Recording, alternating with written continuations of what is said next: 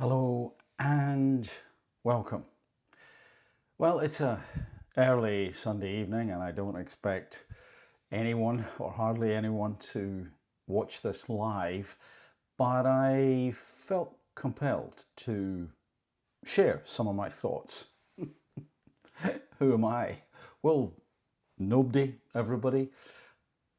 My thoughts are driven by, I suppose, the fact that I was out and about today and the 2 minutes silence arrived, and I'm very glad to say that everyone was quiet. There was a very faint sound of a young child, which is entirely forgiven, of course, and also there was the noise of some machinery, automated machinery in the distance. But it was poignant, of course, and sad, but also nice in the sense that people respected that time, that quiet. And I have to say that given the state of play on the planet, it was that little thing, that the fact the silence was held, just made me feel a little bit more confident about the way forward for all of us, or many of us. It restored that little bit of faith in human nature. And that's a heck of a thing to say, really, isn't it? Because not too long ago, anyone disrupting a silence like that, or indeed just ignoring it in public, would have been very unusual. It's not that it didn't happen, and people have their own reasons and own agendas, but for me, that is not a time for thinking about self. It is a time for thinking about others. It is a time for remembering how selfless others have been, which allows us to have a lot of the conversations that we have today. Whether we like them all the time or not is kind of debatable. Let me read you a little bit from the news. This is a snippet from the BBC, and it says here, among the 10,000 veterans marching, there were now only about 20 who had served in World War II. Only 20. And it's not that long ago. You know, a decade can pass by often, as you might imagine a year would. You put a few of those decades together, and although it can seem, because of some of the old footage and grainy film, etc., to be in the midst of time, and of course in one way it is, it's not. It is in living memory, and in fact, this is what this news item goes on to say.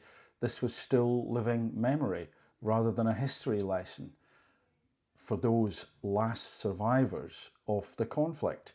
Many are now in wheelchairs, and they drew warm applause from the crowds, aware that they were seeing history inching out of view. And for me, that's a very powerful line. That's a very powerful statement, that the people in wheelchair drew warm applause from the crowds.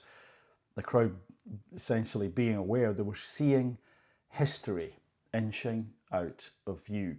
And it is important to remember that history. It is important to not forget. It is important to remember that phrase, lest we forget. And I know some people these days are deciding not to wear poppies, and you know, some other people are, well, they have a preference for the white poppy, and I understand where most of those people are coming from. Their viewpoints and perspectives should be respected, and if we disagree or others disagree, we should attempt to understand why and have that dialogue, because that, in my opinion, is what an awful lot of that sacrifice was about.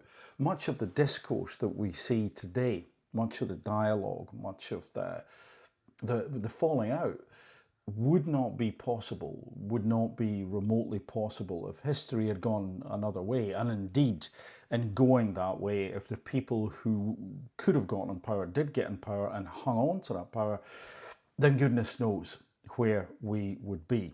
And it is sometimes a sort of poignant irony that some individuals, some groups forget about that. They forget about that fact. And yet, I think it is so important for as many of us as possible to hang on to not only the sacrifices that were made. I mean, I cannot help but think about how young so many people were and how many people lost their lives on every side.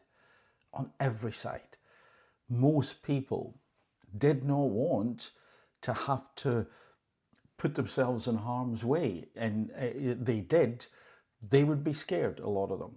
They would be doing the duty, and a lot of them, again, so tragically young. And that was on every side. I'm sure if you'd said to them, hey, look, we've got a solution. They're going to get round the table. We've reached an agreement, and it will mean that everything will be sorted out and we will have our freedoms and you will have the ability to live as you would like, and we don't have to continue to fight. We can walk away. We can make peace. Who wouldn't want that? But that's not what was available. It's not what was available at all. And I remember last year at this time standing next to a mock-up of a Spitfire, and to me, it's emblematic of many things.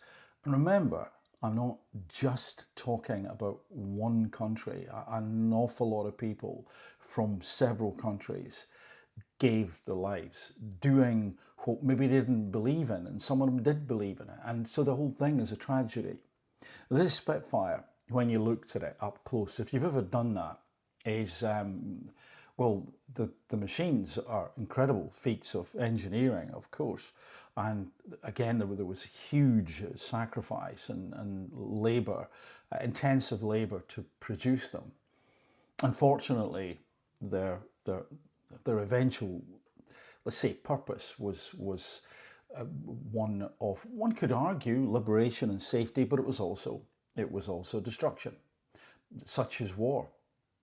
And looking at these tiny, incredible marvels of engineering, I just couldn't help but think about the people who got in them and other such like aircrafts, and of course boats and on foot. I'm not just focusing on a Spitfire, but it just brought it home how fragile it was ultimately, and how fragile the people were who climbed into those machines and flew away knowing that there was a great chance they wouldn't come back.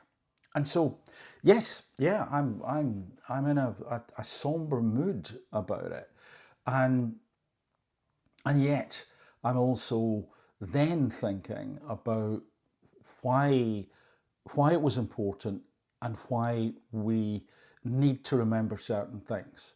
By way of getting there, what I would mention, this may sound like an odd diversion, but news from yesterday, the day before, about someone who certainly in the UK was pretty famous, Quentin Wilson, dying at the young age. And I know a lot of people go before then, unfortunately, but these days somehow it's, wait a minute, they didn't get to mid-80s, 90, really? Yeah, that happens. Worth bearing in mind, seize the day or seize the moment. Quentin Wilson, I had the pleasure of listening to and briefly speaking to. A few years ago now, he gave a talk, and if you've ever seen someone who's a consummate communicator and knows their talk well, but can also be very, very adept at adapting and moving with the audience in the moment, then you perhaps will know what I'm talking about. And in the audience were a lot of people who wanted to see Quentin talk, a lot of fans of Top Gear and other car programs, and he delivered. But the interesting thing for me, apart from that masterclass in communication, was when he stepped outside of the little auditorium, a relatively big auditorium. He was so approachable, so nice, so humble, took his time, talked to everyone who talked to him. He was just, not putting himself on a pedestal at all. And he did a lot of good. He did a lot of good for people, for consumers, and that seemed to drive him in many ways. So by all accounts, certainly my brief first-hand experience and from what friends and colleagues have said, and of course family, a good bloke, to quote, was it James May. And that's sad. It is genuinely sad, because you think, wow, you had all that going for you, and then you've gone. And it's a sort of not only sad, but a salient thought, because life is, or can be, quixotic. It can turn on a dime or on a sixpence. And then when I thought about Quentin, I of course was then thinking about this Sunday coming up. And that's the thing, you see, for many of us these days, it can be almost unimaginable, the number of people who lost their lives. It's like mind-boggling. And yet one individual, nothing to do directly with the World War I, World War II, nothing to do with that, as far as I'm aware, then it becomes so poignant and so sad, because you can identify. You can say, oh, here's someone that I knew from TV or I briefly met, and they've gone. And of course, when it's a friend, a family member that we know, and we know them well, it can be devastating. But it is important to, when we think about those people that we remember, lest we forget, that they weren't a number. It wasn't X were killed there and Y amount was killed over here. Everyone was a person from every side, with friends, family, a backstory, hopes, dreams, aims, aspirations, ambitions, and some, of course, survived. Many were just gone. So I wanted to talk about that, the remembrance part. I wanted to mention Quentin Wilson, because he's a reminder to me to not make the number of people, those who sacrificed their lives, just a number. Everyone was an individual. And when it's closer to home, a little bit, like Quentin Wilson, near Remembrance Sunday, for me, it's like, I'm really sad that guy's gone.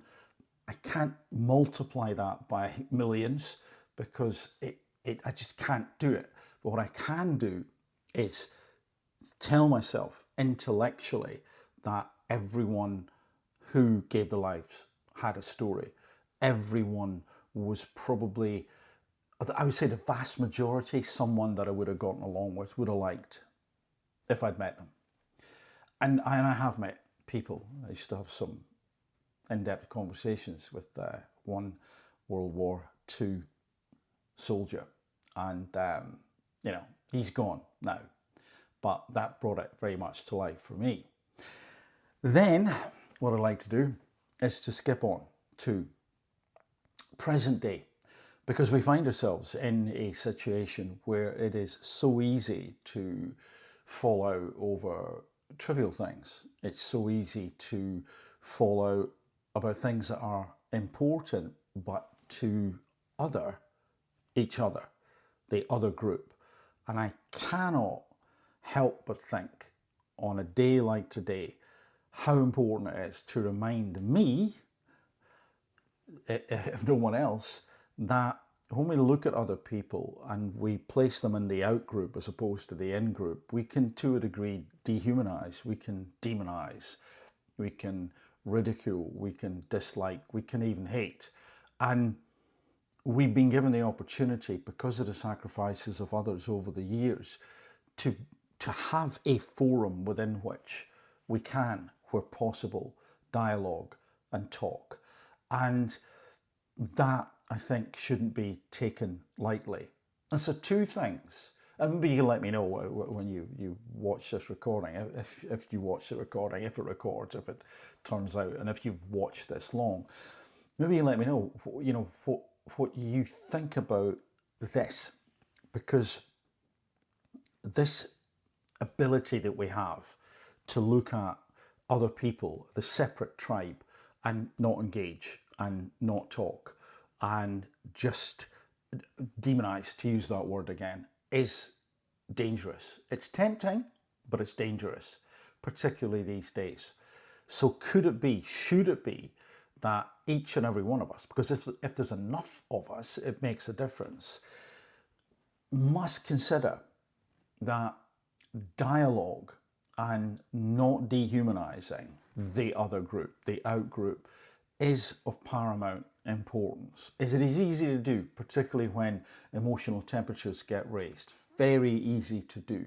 But is it not, would it not be better if we could simply look at other people, recognize those differences, and say, if possible, can we talk? Can we dialogue? Can we find out where there's crossover, where there's overlap in that Venn diagram of these groups who seem different, but maybe there are things that actually we can agree on, and to focus on those where possible. Because, well, there's many reasons after the word because, by the way, but here's one. If you look at the political arena right now, and you'll know if you watch the channel that I sometimes talk about our politicians, because it's partly to do with leadership. I also talk about self-leadership, and I also sometimes talk to other individuals in conversations, and I promise I'm getting more people lined up to have conversations, and I must get back around to also focusing on some self-development stuff. But there's lots also to commentate on, I believe, and it's important to speak up in terms of our politicians right now. So when I talk about those politicians, I do attempt not to get into ad hominem attacks. It is very tempting. It is very tempting. And I do look at them and I do wonder how many of you actually would sacrifice. And many of you would say, no, I've got to put myself in harm's way, even though I'm scared, even though maybe I'm terrified, even though I know I may not come back. How many of them have that mindset?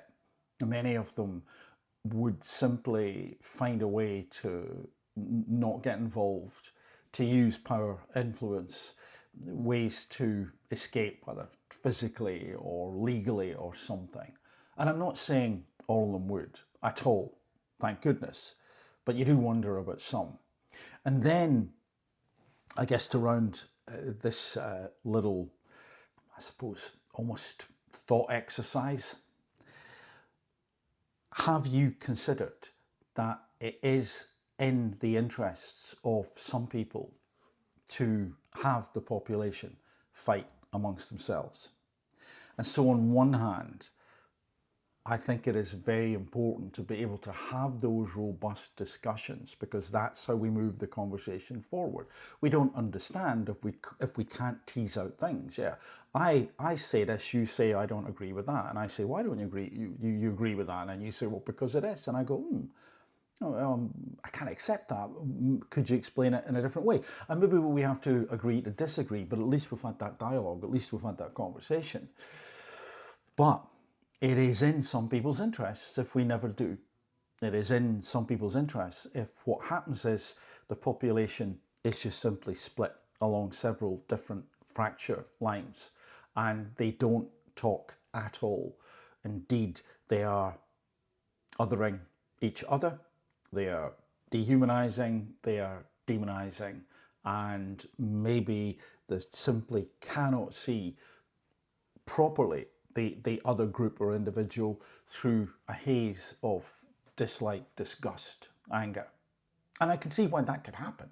And I'm not saying it is entirely unavoidable, but I do believe that if possible, we need to keep the emotional temperature lower, while certainly keeping the debate as robust as possible.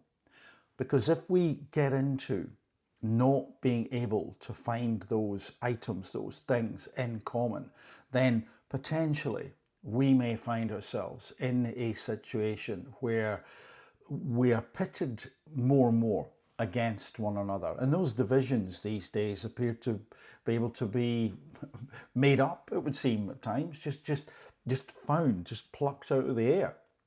Like, you're this and they're that, therefore you've got differences, therefore you should start slinging mud on social media. And that can entrance people for days, weeks, sometimes years on end, where it's just, yeah, I've got to do this, I've got to say that, but there's no space for dialogue. And so it's not that social media is in of itself bad, but its use and how we use it and how others use it can be bad, it can be destructive. It can be extremely deleterious to mental and therefore potentially physical health. So then, to sort of finish off, what I would, I suppose, float as an idea is that if we can avoid the abject hatred, and if we can avoid the othering, the demonizing, then we may see some of those things that can allow us to find that little oasis in the middle of the scorching heat of public discourse and say, okay, right, we've got that. At least we can humanize each other. But to do that, to do any of that, I believe we have to be able to talk freely. I believe that when you shut groups up, when you shut individuals up, who, by the way, just to be clear, are not out in the street screaming for X, Y, Z to happen to a group or an individual. In other words, inciting quite blatantly. That is not a good idea. We should not have that. We can't tolerate that, because the consequences are awful. And sometimes, of course, if it's someone who's shouting about stuff that you agree with, but then going further, it can be tempting to go, well, that's okay, but it isn't okay. Just in the same way as if it was against someone that you cared for or a group that you belonged to, and someone else was doing the hollering and the shouting in the street, that is beyond that point, that it is criminal. That is not a civilized society.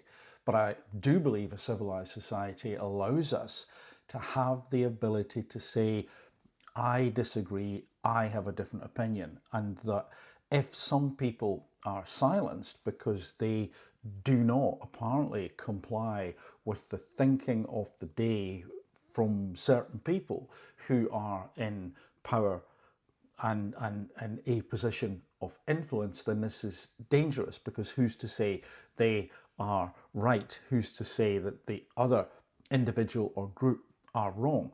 Because what can happen is that we literally never get to hear what they're actually thinking, because they're demonized, sometimes through the press, sometimes by other means, sometimes by bots, etc. And therefore, again, in my opinion, what a lot of people fought for, who lived, and an awful lot of people fought for and died, I believe, was the ability to have freedom of speech. Because it is easy to fall into what apparently isn't a totalitarian regime on the surface, but could ultimately be a kind of wolf in sheep's clothing, you might say. No offense to wolves. Anyway, that's my thoughts for today. And if you did spend time thinking about any of that stuff today, well, again, share your thoughts with me, and have a good rest of a Sunday, if it is a Sunday you watch this.